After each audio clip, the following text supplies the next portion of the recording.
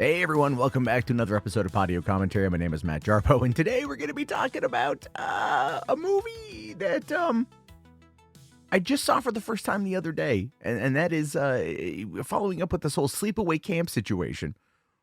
After watching the first movie, I watched the second and the third just to get the whole trilogy experience, and then even last night, and I'll be talking about it, I watched the 2008 release of Return to Sleepaway Camp, which okay, that's a movie. We'll talk about that when we get to that point. But Sleepaway Camp 2, Unhappy Campers, complete departure from what I think made the first movie iconic, complete departure from what I think made the first movie entertaining, but still, in its own right, is a campy, over-the-top, super violent, oddly optimistic horror movie starring the younger sister of Bruce Springsteen, Pamela Springsteen. Yeah, that was a new one on me as well. Also, Renee Estevez is in the movie. That is Martin Sheen's daughter, Emilio and Charlie Sheen's sister. So you've got like pedigree of nepotism here in this movie that is quite frankly doesn't get discussed enough in my opinion. I mean, I didn't even know that till after I was done watching the movie and I was reading up on it on Wikipedia and I was like, oh wow, I didn't even realize that. But this movie is one that, like I said, it's an entire departure from what we saw before. The first movie played itself straight. It played it serious. There was tension. There was a buildup. And I think if I would have seen this movie around the same time I saw Sleepaway Camp 3, it probably would have continued to scare me like Sleepaway Camp 3 did. And it's just because when I saw it, like being 9 or 10 years old, you know what I mean? Like, these movies are not designed for someone of that age, but the older you get now that I'm in my early 40s and I'm watching these, it is so utterly ridiculous, yet in some ways, oddly progressive for the time, especially given now what's going on now, but we'll get to that here in a second. So this movie came out in 1988, 5 years after the release of the original movie. And the writer-director, Richard Hiltzik, did not have anything to do with this movie. This was made by Double Helix, who I think owned the rights, Double Helix Films. And it was directed by Michael A. Simpson and written by a gentleman named Fritz Gordon. Fritz Gordon, by the way, not his real name. The real name of this gentleman is Michael Hitchcock. He is an actor and a comedian. And you might know some of the things he has worked on, such as he wrote the Problem Child 3 Junior in Love 1995 made-for-TV movie, which I have seen actually quite a few times. And the big thing is that he was a writer on Mad TV from 1999 to 2007, and he is credited as being on the writing staff for 186 episodes. So this guy definitely, you know, he's been in the comedy game for a while. And I think I really do kind of feel like that is something that really did put a bit of a detriment on Sleepaway Camp 2. Because, like, okay, to give you a good idea, right? Like, they're the characters in the movie. Okay, they're the characters in the film.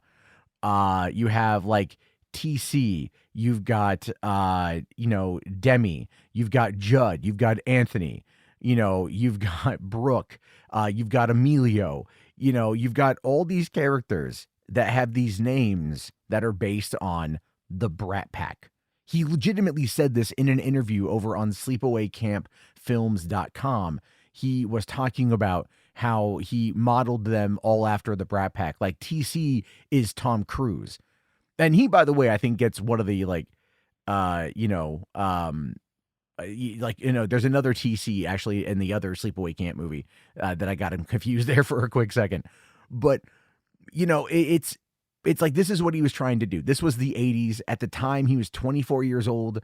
He was working as a staffer at Double Helix Films. They went to him and they said, hey, man, we need you to write Sleepaway Camp 2 and Sleepaway Camp 3 because they wanted to shoot both of the films back to back to keep the budget at like under $1 million, which made sense. And these movies have probably gone on to make a lot of money, right? Like the original Sleepaway Camp had a budget of $350,000 and it made like 11 and almost 12 million worldwide on its budget. This movie had a budget of $465,000, and you can tell because they don't really spend a lot of time building the tension. It's literally just Angela going around and murking people who are jerks. And that's kind of the point, I guess. But in this one, it literally is like the idea of the movie. Like, it's just, if you're mean, if you say bad things, if you drink or smoke or fornicate, you're gonna die. Like, literally.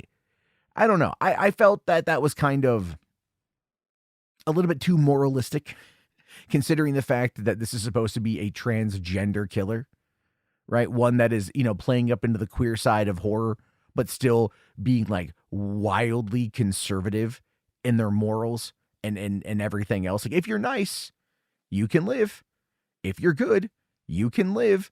And in the original movie, the people who were mean to Angela, like those kids who were throwing sand at her, they all got the hatchet. But this movie is told, same thing. But the kills, I will fully admit, the kills in the first movie were more subdued. The kills in that movie were more like, they're more realistic. This movie and Sleepaway Camp 3, 100% the kills are like way over the top. And I understand for graphic sake why that works, but for the most part, it's just like, okay, whatever, right? Now, the Felissa Rose, the actress who played Angela in the original movie, they did want to get her back for these films. At least that was good. They wanted to go and they wanted to bring back the killer, but she was unavailable at the time because she was, I guess, enrolling in college. Now, another thing that I read in a little interview with her was that after the movie came out, the first movie came out 5 years prior, and it kind of blew up. She was not getting any job offers. She was not getting any offers from anyone to work on movies. And she didn't understand why. Well, it turns out she actually was getting job offers. But what happened was that her management didn't like the fact that the offers that were coming on in were all for horror movies.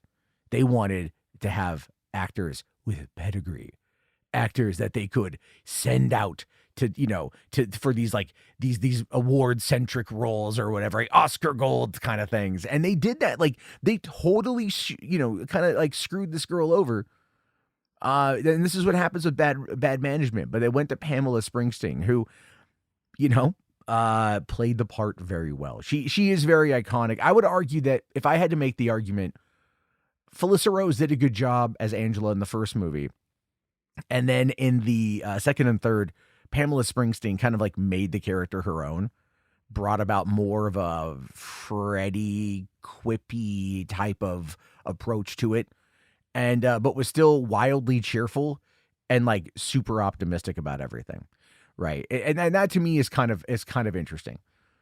So they ended up, like I said, they shot this movie in the fall of 1987. They shot both this and Sleepaway Camp 3 back to back, really in order to keep all of that budget lesser. And I will say, though, Sleepaway Camp 2 had a lot more locations than Sleepaway Camp 1 or 3 did. Number 3 is like super cheap how they did it, but it was effective for the story that they wanted to tell. They actually shot this movie at a YMCA youth camp in Waco, Georgia, which was this is where Camp Rolling Hills was based. It started, like I said, September 20th, 1987, and wrapped October 9th, 1987. Now, what I don't know is if that is how long it took them to shoot this movie, or if this is how long it took them to shoot both movies. So it looks like they were this one only took place, just to be sure I'm correct on that one. This one was shot September 20th and ended October 9th. So that was only 19 days for this movie. Then they went and shot the next movie. So in reality, it took them probably a little less than a month to, a little over a month to shoot both movies back to back, which, you know what? If you're going to spend $1 million and you're going to shoot 2 movies back to back and you're going to feature the same lead actress as the slasher, and you're going to have all these effects and everything else, to be fair, I mean, like, it worked pretty well. Both movies feel tonally the same. Everything feels the same. You can kind of move from one right to the other simply because, yeah, they were shot back to back and that was the intent. It's a smart business move. I can't deny it. I can't deny in any capacity that this is a very smart business move, even if the final product is so campy that I think it kind of like hurts the overall aspect of it. But then again, I say this as a largely semi-cynical 42-year-old. You know what I mean? Other than that, I think it's pretty good. So, all right, let's talk about this movie, because this movie had a lot of gore in it, a lot more than the first one. In fact, several sequences of the movie had to be trimmed down in order for the MPAA to give it an R rating. And like, again, back in the 80s, the MPAA was way more, intense than they were now. We're getting this new, very violent, over the top, like way more violent than the original Toxic Avenger coming out in the summer of 2025. And that's going to be released unrated. That was like unheard of years upon years upon years ago. But movie theaters now are in a much different place. So I wouldn't mind seeing this, but apparently you can see some of the deleted footage that was trimmed on the 2002 DVD release of Sleepaway Camp 2 from Anchor Bay Entertainment. And you can also go to sleepawaycampfilms.com, and they have what's known as the Survival Kit Pack, which I believe has both Sleepaway. It has, I think, the first 3 Sleepaway Camps in. I could be wrong. It might just have 2 and 3, but it definitely, like, you can go and get a collector's pack if that's what you're into. All right, let's actually talk about the movie itself, because I will fully admit that the movie opens in largely one of the best ways a horror movie sequel can open. It establishes that they're at a camp. It establishes that they're sitting around a campfire telling ghost stories. One of the camp counselors, Phoebe, decides that she's going to tell the story of Angela Baker, what happened at Camp Arawak 5 years prior. And that sets the tone for getting the audience up to speed. For those who are newcomers or those who maybe haven't watched the original in a while, the story that Phoebe tells is kind of embellished. She says like 30-some kids were killed at the massacre at Camp Arawak. Even though there were a lot of deaths, it definitely wasn't 30. Maybe like 15, but it wasn't 30. And then they're asking, well, what happened to Angela? And, they're like, I don't know, she's locked away in an insane asylum. And then they're all like that debate over, no, it's a he, because it was really Peter. But then you've got one guy and he goes, no, it's a she, because he goes, my parents told me that she got sexual reassignment surgery while she was in prison and ended up getting it paid for by the taxpayers. Now, this was shot in 1987, largely probably written in like either early 87 or 1986. And right now in our society, the trans conversation is a massive conversation that's happening. And that was a big point of contention during the presidential election about people, in prison getting sexual reassignment surgery paid for by taxpayers. And this is a movie from, damn near 40 years ago that was talking about that back then. I just thought that was like wildly like on point for where we are right now, which is so weird because it goes to show you that horror movies will tap in to elements of society that people don't ever really want to talk about, but are kind of ever present. And it can be pretty much applicable to almost any time, it feels like. So crazy, right? Like I mentioned before, you've got the queer side of horror and you've got the moralistic Christian side of horror. And they both kind of intersplice and overlap and Venn diagram each other. And the opening of this movie, and to some extent, really kind of ties into that. And I thought that was really cool. And then here comes Angela, but we don't know that it's Angela Baker. We just know that it's Angela. Bright-eyed, bushy-tailed, cheery-voiced Angela, played by Pamela Springsteen, trying to get Phoebe to go back to her cabin. Phoebe starts kind of lifting off from whatever, and Angela doesn't like it when you swear. So Angela ends up killing her with a stick. And I will say, like, she doesn't have a machete. She doesn't have razor fingers, although she does in this movie later on. However, she uses like logs to largely knock out her prey, if you will, the people she's looking to kill. Didn't really care for that as much because it comes across as kind of fake, right? She does this in Sleepaway Camp 3 as well when she kills Herman, and it just looks fake and kind of stupid. But again, this movie is kind of purposefully not scary. It is purposefully campy, kind of goes against what the original did. And again, I'm not the biggest fan of that. It's like, if you want to do a dark black comedy, fine. it's a dark comedy. It's definitely not a black comedy. But they could go darker with it. They could be more satirical. They could be more biting. And I think the opening of the movie kind of opens with they could really kind of touch upon some of these things and really go into it. But instead, it was just it was just killing the teens in inventive fashions. And that's largely what the movie is, right? Because she ends up starting to send everybody home. That's kind of what Angela's doing as a camp counselor, and she's pissing off the owner, pissing off other counselors while she's doing it, because she just starts killing everyone. Like, you have these two sisters, Brooke and Jody, and they like to party and they get high and they get drunk, and she comes across them, and one of them is blacked out drunk and the other one is high and fooling around with a boy, and because she's really against fornication, right? She's super against fornication. Doesn't say before marriage, just says fornication in general. She uses a log, she knocks out Brooke, and then Brooke wakes up tied to a grill. Or Jody, one of them, wakes up tied to a grill. You don't really know and you don't really care, to be honest with you. And she sees that her sister has already been turned into a charred corpse. And then Angela covers her with gasoline and starts calling out her sins. And she was like, well, let this be a lesson to you. And then lights her on fire. I mean, that was funny. And it was a good kill. It was a good kill. It's like, they spent time with the effects. And that's the thing with this movie is like there's like quips and there's jokes and there's all these things. And you're like, all right. But the kills are decent. Like, I enjoyed that they kind of played up other movies in the horror sphere. Like there were some guys later on that kind of dressed as like Leatherface and dressed as Freddy Krueger.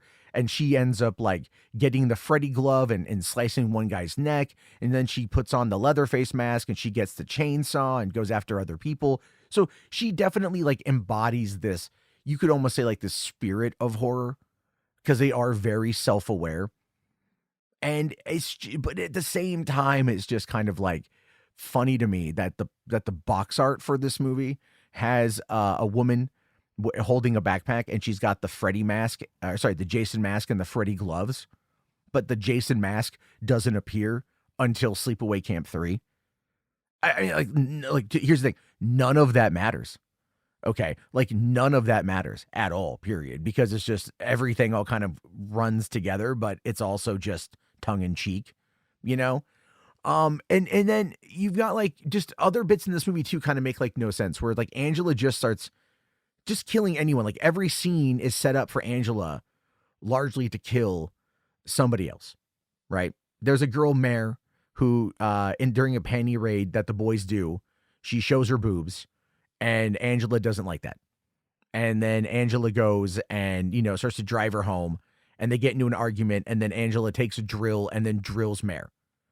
And that's really about it. And you're like, okay, right? And and now Mare's dead, and then she goes and there's Allie, the kind of the I don't want to say like the slut of the camp, but she definitely is promiscuous, and she doesn't like Angela, and Angela doesn't like her. And then Angela lures her up to this cabin and then, pushes her in the latrine and the outhouse, which has leeches, and then drowns her in there and has leeches kill her, and then drags her body out, puts it back into the cabin. And she does this. She collects the bodies, which I thought was interesting because she has to store them somewhere, obviously.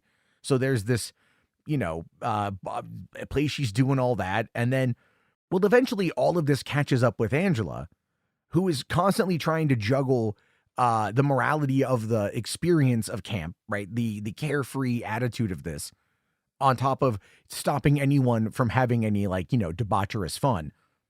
The camp counselor, TC, and the owner fire her because, she sent too many people home. So she goes up to her cabin where Molly and Sean, kind of like the it couple, the final girl and the boyfriend, and they go up there to cheer her up, and that's when they find the bodies. And then Angela comes on in and knocks him out, ties him up, beheads Sean, and then puts his head in a TV to look at Molly, and then is going to leave Molly alone because Molly is a good one. And that's Angela's entire motif, or that's her entire motivation. That's her MO. If you're good, you're going to live. But then Angela goes back to the camp and just straight murders everyone.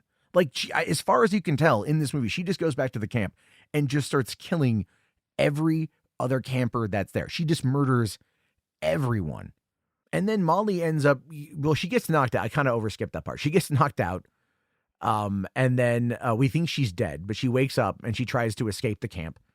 She ends up flagging down a passing motorist, and it's Angela. And Molly screams, and that's where the movie ends. That's it. That's where the movie ends. And what's frustrating about that to me is like, there's just no conclusion to the movie. Now, obviously, knowing that they shot part 2 and part 3 back to back kind of makes sense. You're like, okay, it's maybe a cliffhanger. Maybe part 3 is going to kind of touch in on that. It doesn't. It really doesn't. And that kind of is like the biggest pitfall of this movie. It doesn't really know what it wants to be. It wants to be dark. It wants to be satirical. It wants to be bright. It wants to be funny. It wants to be spooky and maybe a little scary, but at the same time, not really.